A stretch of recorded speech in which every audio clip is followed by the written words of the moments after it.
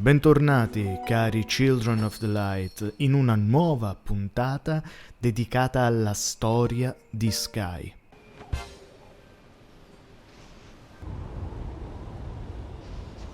Quello che stiamo cercando di fare è ipotizzare, collegare tutti i punti, tutte le informazioni che abbiamo a nostra disposizione nel gioco per cercare una logica narrativa.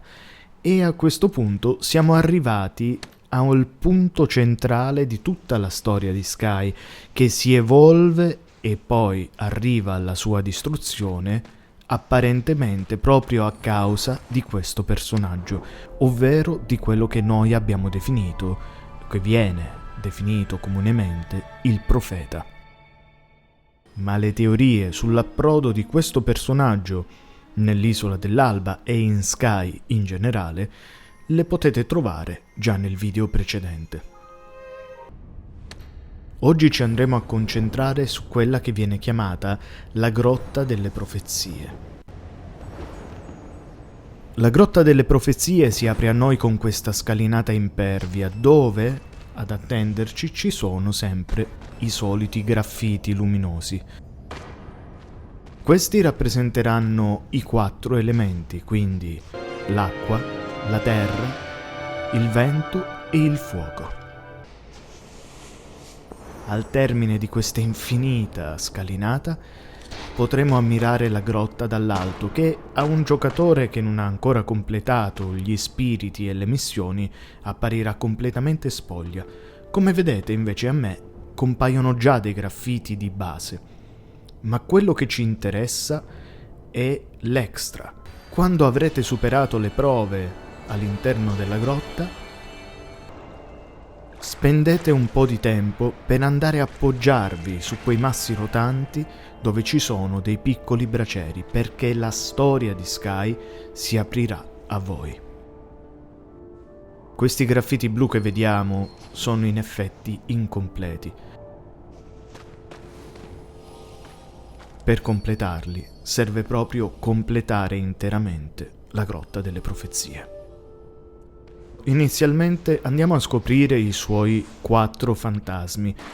In realtà questi 4 fantasmi ci parlano tutti più o meno della stessa storia. Ci parlano della capacità di alcune persone di superare le singole prove, ma non di ottenere il potere da tutte e 4. Infatti i fantasmi che noi andiamo a seguire sono coloro che hanno dominato un elemento. Quindi abbiamo il fantasma dell'acqua, della terra, dell'aria e del fuoco.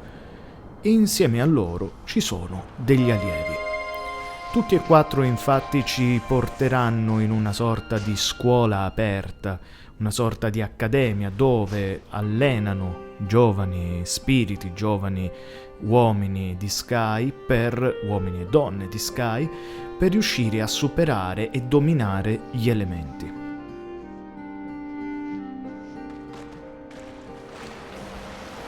Ma come si vede nel corso delle missioni dei fantasmi, molto spesso questi allievi si dimostrano totalmente incapaci di riuscire a portare anche a termine una singola prova. Ciò che è importante però è che nessuno riesce a superare tutte e 4. E qui entra in gioco il nostro protagonista, ovvero il profeta, un piccolo bambino di luce arrivato nell'Isola dell'Alba o come cometa, come simbolo divino, oppure come migrante, quindi insieme alla madre, che poi perderà nel corso dell'avanzata all'interno dell'Isola dell'Alba e che si unirà a tutti gli altri migranti che lo accoglieranno come se fossero la sua famiglia.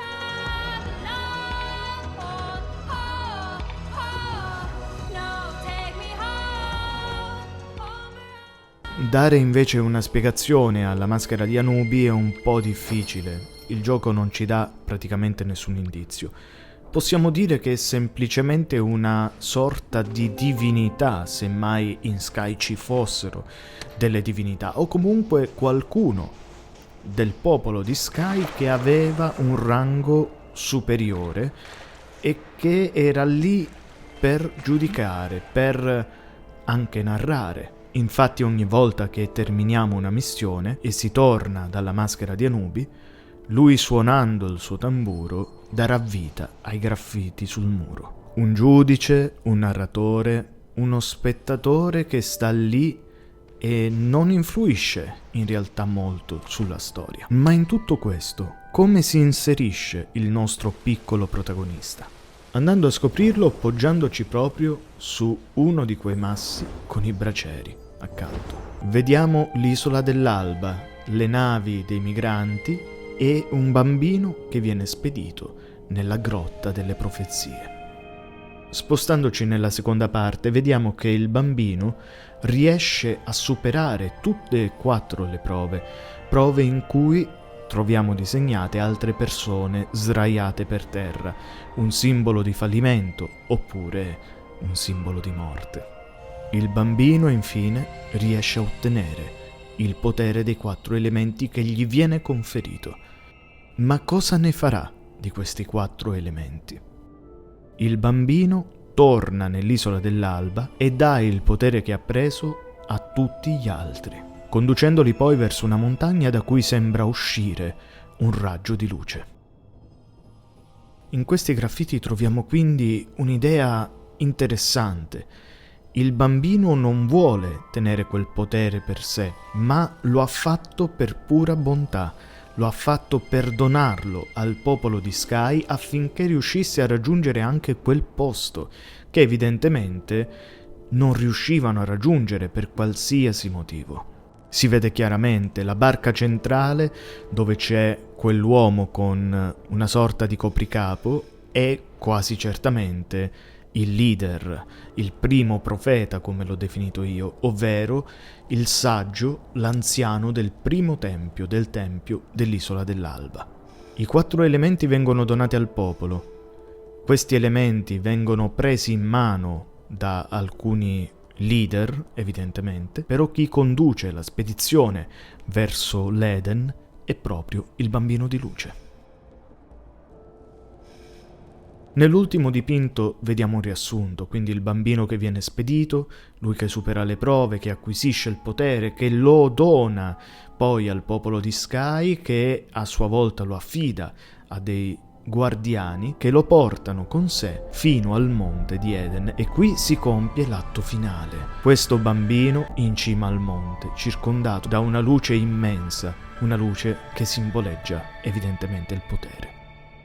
L'ultimo graffito è davvero ricolmo di informazioni, perché possiamo vedere alcune cose. Vediamo innanzitutto la montagna. La montagna non ha più il fascio di luce, ma contiene al suo interno qualcosa, quello che poi scopriremo andando ad analizzare la cupola della conoscenza, e quindi, spoiler, nella montagna c'è la cupola della conoscenza e sopra la montagna viene costruito un regno magnifico, viene costruito il castello più bello e importante di Sky.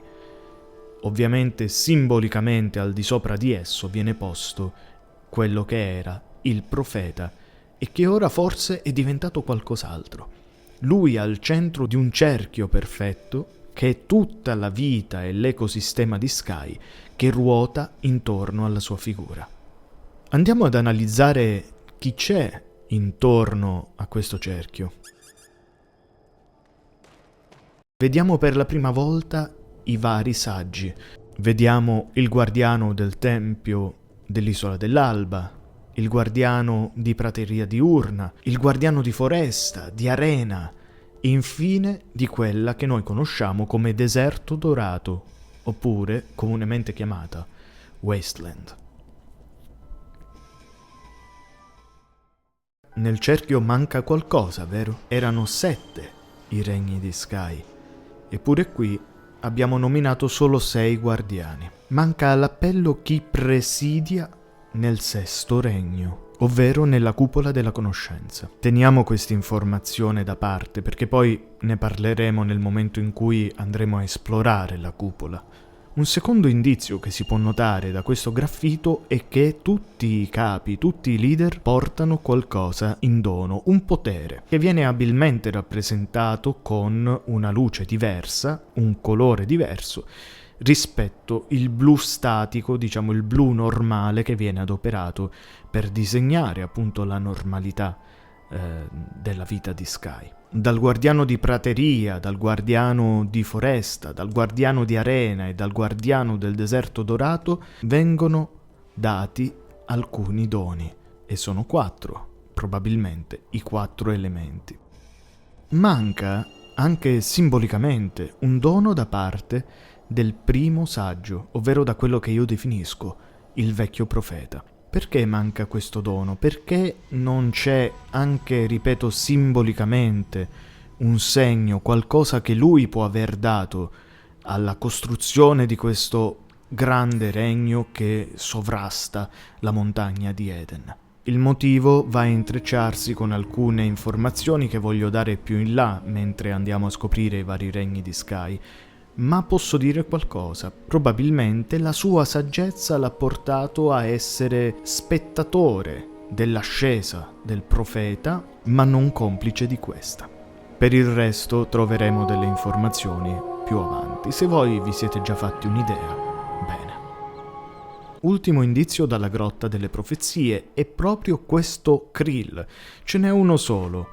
Krill, detto comunemente da noi giocatori di Sky, ma è un drago oscuro.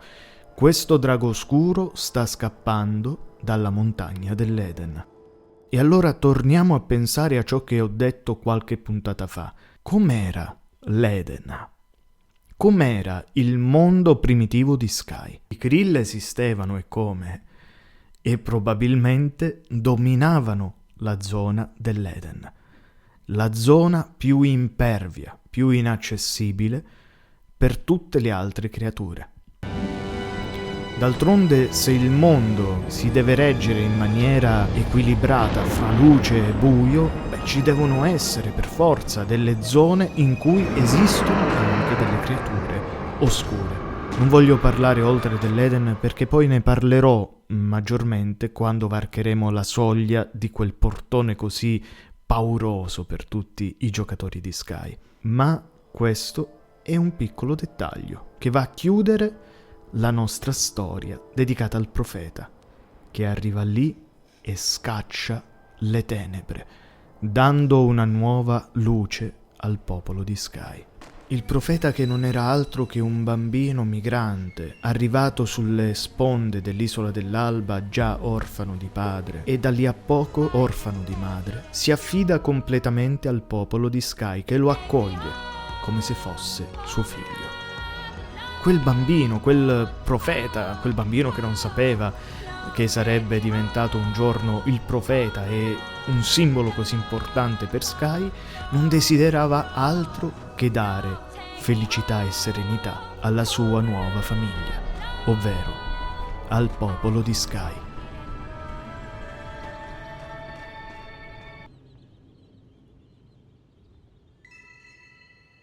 Con questo abbiamo concluso la storia della Grotta delle Profezie e abbiamo iniziato però la storia del profeta, che è strettamente legata a tutte le vicende che da qui in poi vedremo, esplorando il mondo di Sky. Noi ci vediamo al prossimo video e illuminate sempre il vostro cammino.